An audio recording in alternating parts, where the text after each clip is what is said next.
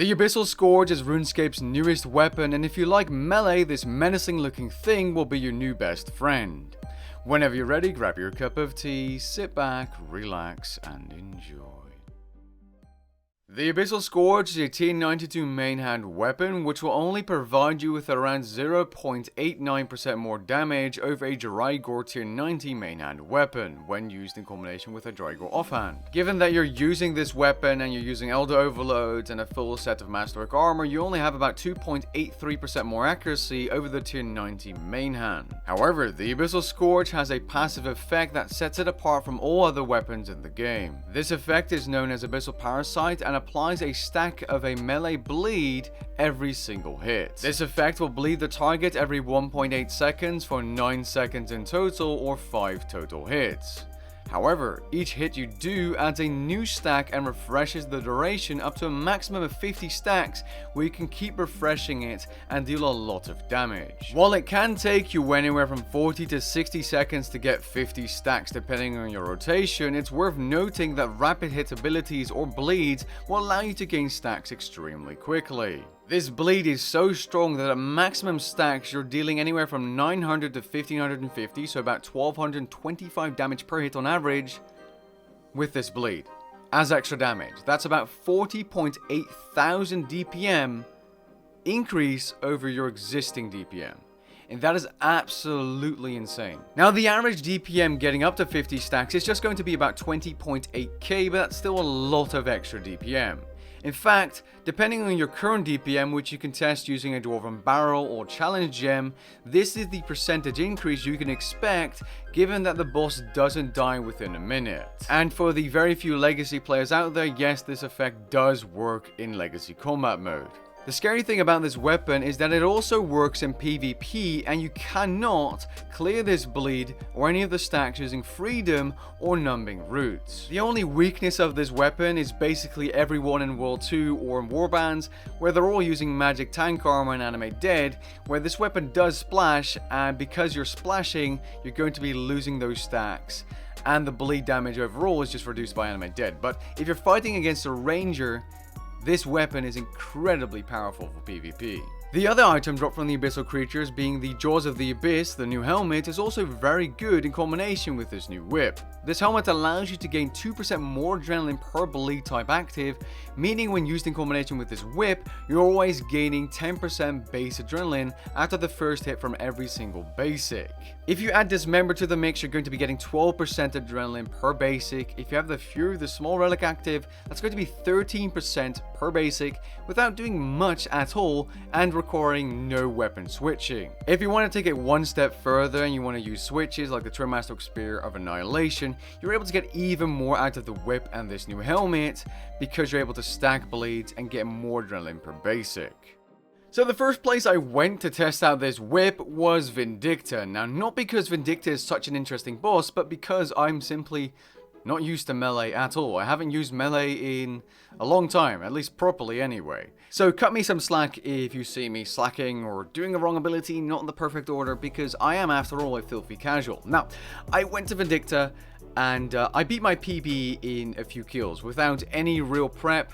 And that might be because I was using a Grimoire, but I feel that the stacks and the whip itself definitely helped me here. A few kills later, I beat my PB again and it went down to like 33 seconds, which in the grand scheme of things isn't a very impressive Vindicta kill, but keep in mind, I'm just going in here with 100% adrenaline, having a little bit of fun, and just, testing it out. Now, the main thing that caught my attention here is that I wasn't able to get anywhere near 50 stacks every single Vindicta kill, and that's because the boss fight is simply too short. Now, that doesn't necessarily matter because the increase in damage is linear, as each stack has the exact same damage range, but it does mean you're not able to maximize the DPM of this whip at Vindicta, as you need 50 stacks to do that. So longer boss fights are definitely favorable when using this weapon. A cool example is something like Carapac, where you're also able to stack bleeds more easily with the Masterwork Spear if you're switching to that, as the boss fight is longer, and you also have that special time warp mechanic allowing you to do some funky things, as you can literally start your Zerk with 100% adrenaline. But there's another problem that became clear at Carapac very quickly, and this is something that happens at a lot of bosses, and that's between phases, some bosses you can actually keep up your stacks, but Kerapak seems to clear his stacks when he phases, even though you're attacking him to keep your stacks going, which is a shame. And this is something you're going to notice with any boss that has some kind of phase mechanic that stops you from attacking it or getting stacks apparently for longer than 9 seconds, because that's when you lose your stacks. So if you're slow at the Arcalacer, or you have to slap him in between, you're going to be losing your stacks, which, I mean, Melee wasn't ideal for the Arcalacer anyway, so I guess that doesn't necessarily matter. But at the end of the day, it simply means that the potential of this weapon is going to be limited at bosses where you're interrupted often by mechanics. It's even worse if those mechanics are reflect mechanics, so stuff like Virago or Raxor, where, well, it's gonna hurt. It simply is gonna hurt, especially at high stacks. Now, is this a big deal? Well, maybe not, because why would you actually want to melee a Raxor like this? You'd probably use a scythe or just stick to ranged instead. But if you are going to melee a Raxor with dual wield weapons, this is a problem for sure, especially with minion path, as the Mirrorback spiders will reflect the bleed of this whip. One more example I'm going to give is Crashing Leviathan, where using this weapon and keeping up your stacks might be a little bit difficult with the puke and swipe attacks, as you're going to be using your scythe to keep your distance. All of these things I just mentioned, like losing your stacks, not being able to use the whip all the time, are simply minor downsides to using this weapon.